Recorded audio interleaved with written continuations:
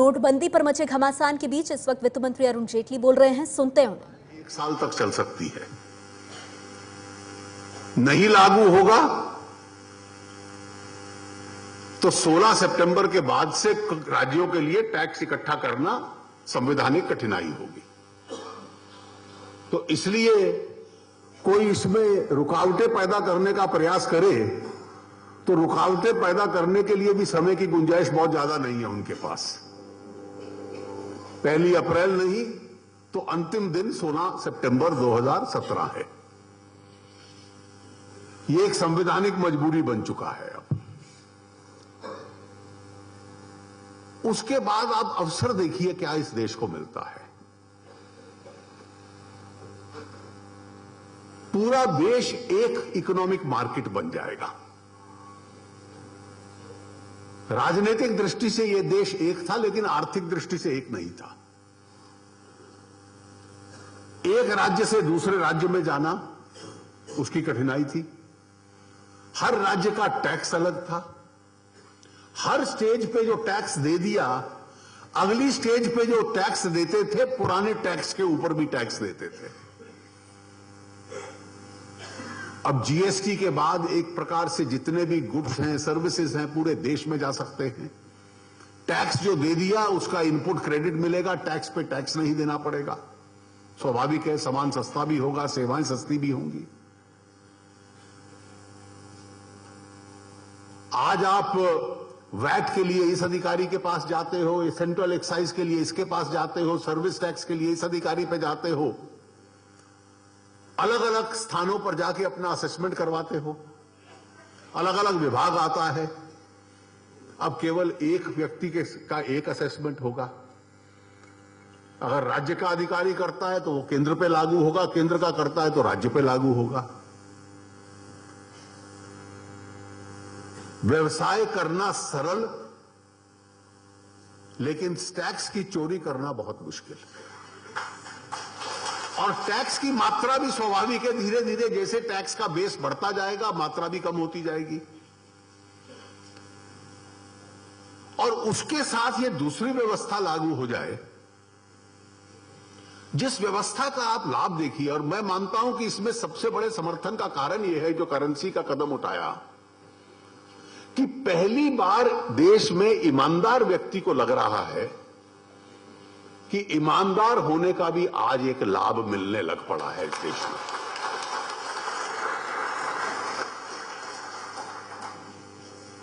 और मैंने कुछ दिन पहले एक कार्यक्रम में कहा था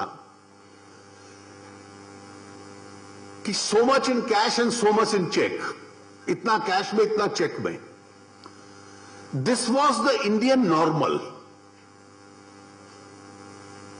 prime minister Modi has now created a new normal.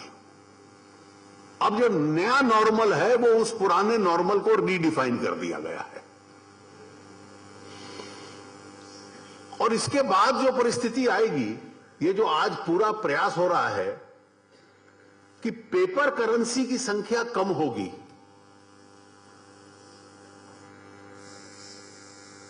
सही मायने में लेस कैश होगा। कई बार हम लोग कैशलेस कहते हैं, लेकिन कुछ कैश तो रहता ही है हर समाज में। लेस कैश होगा, लेकिन डिजिटल करेंसी की संख्या बढ़ती है। और हमें यह गलतफहमी ना रहे। मेरे कांग्रेस के लोग, मैं सोचता हूं कि मैं कांग्रेस के लोग कहते हैं कि, और मैंने वामपंथी लेफ्टिस्टों का भी सुना कि ये कब होगा इस देश में। मैं आजकल बैंक से पूछता रहता हूं उनके आंकड़े क्या हैं। इस देश में आज भी जो अलग अलग प्रकार की डिजिटल करेंसीज हैं, चाहे डेबिट कार्ड्स हैं, क्रेडिट कार्ड्स हैं, ई वॉलेट्स हैं, हमें कल्पना है कि हम जो राजनीति में लोग निर्णय करते हैं, मुझे लगता है कि 2 वर्ग ऐसे हैं जो अभी तक नहीं बदले। एक हम राजनीति वाले और एक मीडिया वाले, लेकिन नीचे देश बदल चुका है। हम चर्चा करते हैं कि यह कब होगा, कितने साल और दशक लगेंगे, तो मैंने पूछा बैंक की व्यवस्था से, तो मैंने संख्या सुनी, तो मैंने दूसरी तीसरी बार उनको कहा कंफर्म करके बताओ, आप गलत तो नहीं मुझे बतला रहे कि इस देश में आज भी क्रेडिट कार्ड, डेबिट कार्ड ये सब मिला लिया जाए तो बाजार में 80 करोड़ हैं, जिसमें से 45 करोड़ एक्टिव यूज में हैं। 45 करोड़ लोग उसका सक्रिय रूप से इस्तेमाल कर रहे हैं। करोड़ों की संख्या में 15 महीने पहले ई वॉलेट शुरू हुए थे, करोड़ों की संख्या में लोगों ने इस्तेमाल शुरू कर दिया है। तो मैंने कहा कि हम लोग जो कई बार सोचते हैं कि नीति हम बनाते हैं, हमें बदलने में समय लग रहा है, ये लिखने वालों को लिखने में समय कम लग रहा है, बदलने में और समझ में कठिनाई हो रही है, लेकिन देश कितनी तेजी से नीचे बदल रहा है इसकी कई बार हमें ही कल्पना नहीं है। और आप इसकी कल्पना अगर देखें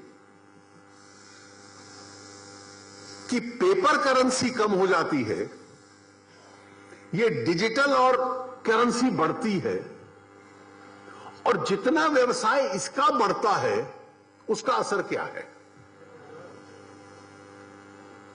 पिछले 2-2.5 वर्षों से लोग हमसे पूछते थे कि एक तरफ तो हम बड़े गर्व से कह देते थे कि देश की अर्थव्यवस्था बहुत तेजी से बढ़ रही है, लेकिन इस देश की अर्थव्यवस्था को केवल 2 इंजन चला रहे थे। एक सरकारी खर्चा, पब्लिक इन्वेस्टमेंट, और दूसरा विदेशों से जो पूंजी आ रही थी, एफडीआई। ये दोनों की संख्या काफी अच्छी थी। तीसरा एक कदम हुआ कि शहरों के अंदर डिमांड बढ़ गई, लोगों ने खर्चना शुरू कर दिया। 2 साल कठिनाई रही, चौथा अच्छा एक अनुभव आया कि अच्छी बरसात हुई इस साल, तो ग्रामीण क्षेत्र का भी परचेजिंग पावर बढ़ गया। लेकिन 2 बहुत बड़ी कठिनाइयां थी, 3। पहली कठिनाई अपने नियंत्रण में नहीं है कि विश्व में कुछ धीमापन है और उसका भी असर पड़ता है देश पे।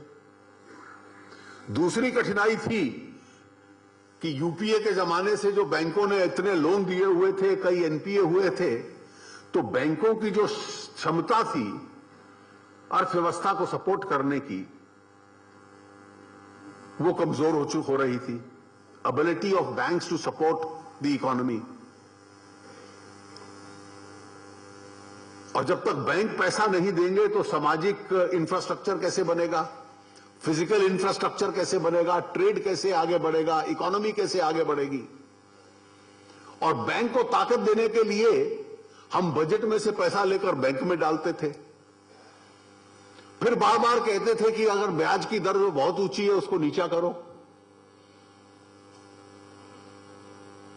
तो recapitalisation, ability of banks to support growth, high interest rates, और इसके साथ एक चौथा था कि प्राइवेट सेक्टर इस परिस्थिति में थोड़ा उस तेजी से नहीं चल रहा था और उसमें एक्सपेंशन नहीं था। एकाएक एक बहुत बड़ी रकम, बहुत बड़ा पैसा, लाखों करोड़ों में, जो सिस्टम के बाहर चल रहा था, वो बैंकों में जाकर जमा करना एक आर्थिक मजबूरी बन गई।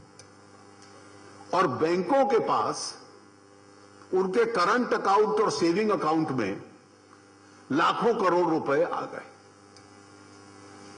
और ये जो लाखों करोड़ आए, इसको रखने का जो खर्चा है वो बहुत कम है। उसमें ब्याज भी कोई फिक्स डिपॉजिट वाला ब्याज नहीं है। अब बैंकों की एकाएक क्षमता आने वाले कल में उसको दोबारा ऋण में देने के लिए ट्रेड को, इंडस्ट्री को, सोशल सेक्टर को, इंफ्रास्ट्रक्चर को, वो पैसा देने में एकाएक बढ़ जाती है। ब्याज दर पे भी हो सकता है इसका असर पड़ सकता है, ये तो आरबीआई तय करेगा। और एकाएक जो अर्थव्यवस्था में फॉर्मल इकोनॉमी में लिक्विडिटी चाहिए थी, वो ये इनफॉर्मल इकोनॉमी में चलने वाला साधन उस फॉर्मल इकोनॉमी में आ जाता है। और जितना इसका डिजिटाइजेशन होगा उसकी भी मजबूरी होगी। अब एक एक उद्योग से हम लोग बात कर रहे हैं, पहले कुछ लोग कठिनाई बतलाते हैं, लेकिन सरकार भी अगर अपनी स्थिति पर अड़ी रहती है तो फिर उसको स्वीकार करना शुरू करते हैं कि बैंकिंग व्यवस्था के माध्यम से जो व्यवसाय चलता है,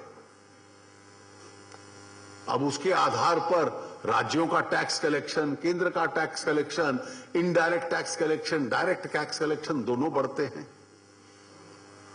इकोनॉमी जो है वो बढ़ती है। अब धीरे धीरे डीमोनेटाइजेशन जो प्रोसेस होता है करेंसी रिप्लेसमेंट का, उसके बाद रीमोनेटाइजेशन अपने आप में आवश्यक रहता है कि वैकल्पिक करेंसी को लाकर आप दीजिए। और आरबीआई रोज प्रतिदिन एक मात्रा की करेंसी बाजार में इंडक्ट करता है बैंक व्यवस्था के माध्यम से। अब कुछ दिन उसकी कठिनाई होगी, जैसे जैसे उसकी संख्या आती जाएगी प्रतिदिन, जितना मजबूत रीमोनेटाइजेशन होता जाएगा वो कठिनाई भी फिर धीरे धीरे कम होती जाएगी। और इसमें कोई महीनों महीने नहीं लगने, कम समय में इसको आरबीआई बैंक व्यवस्था के माध्यम से इस रीमोनेटाइजेशन को पूरा करता है। और अब आप कल्पना कीजिए, आज से कुछ महीने बाद एक तरफ पूरा रीमोनेटाइजेशन हो जाता है, इकोनॉमी का बड़ा हिस्सा डिजिटाइज्ड पेमेंट्स की तरफ चला जाता है, टैक्स बेस बढ़ जाता है, बैंकों की क्षमता इकोनॉमी को सपोर्ट करने की बढ़ जाती है, ऋण देने की क्षमता बढ़ जाती है, ऋण सस्ते होने लग पड़ते हैं, टैक्स बेस एक्सपैंड करता है। और दूसरी तरफ अगर जीएसटी लागू हो जाता है, वो भी ज्यादा efficient, it's a more efficient tax system. और ये दोनों अपने आप में लागू करना उसकी पीड़ा है, कठिन है। इस पे राजनीतिक आम राय बनाना बहुत कठिन है। कल जाकर हम कुछ राजनीतिक दलों को कहेंगे कि अब चुनाव में चंदा दूसरे तरीके से मिला करेगा, तो वो बहुत खुश नहीं होने वाले हमसे। तो इसमें राजनीतिक कठिनाई भी आने वाली है। लेकिन इस सब को पार करके अगर किसी नेता में इतनी ताकत है, राजनीतिक भी, निर्णय लेने की भी और नैतिक भी, कि मैं इन दोनों को लागू कर दूं, तो आज से कुछ महीने बाद देश में व्यवसाय करना, देश की अर्थव्यवस्था का एक हिस्सा बनना, वो एक प्रकार से दूसरी कल्पना बन जाती है। तो इसीलिए मैं हमेशा ये कहता हूं कि prime minister Modi has redefined the new normal for India. जो पुराना नॉर्मल था उसमें ब्लैक मनी, कैसे मैं कानून को बाईपास कर दूं, ये सारी व्यवस्थाओं से अलग होने का एक प्रयास है। और शायद यही कारण है कि इस तकलीफ और पेन के बाद भी देश में इस निर्णय को लेकर बहुत उत्साह है। कई बार मैं देखता हूं कि बैंक के बाहर लाइन खड़ी है, तो टेलीविजन का कॉरेस्पॉन्डेंट जाता है और जो लाइन में लगे हैं उनके मुंह में उंगली डालकर कहता है, परेशान हो ना बहुत? वो कहता है, हाँ तकलीफ तो है, लेकिन किया मोदी जी ने बहुत ठीक है। ये रोज देखने को मिलता है। तो यही कारण है कि देश के अंदर बिना किसी अनरेस्ट के धीरे धीरे इसको लागू करने का एक प्रयास चल रहा है।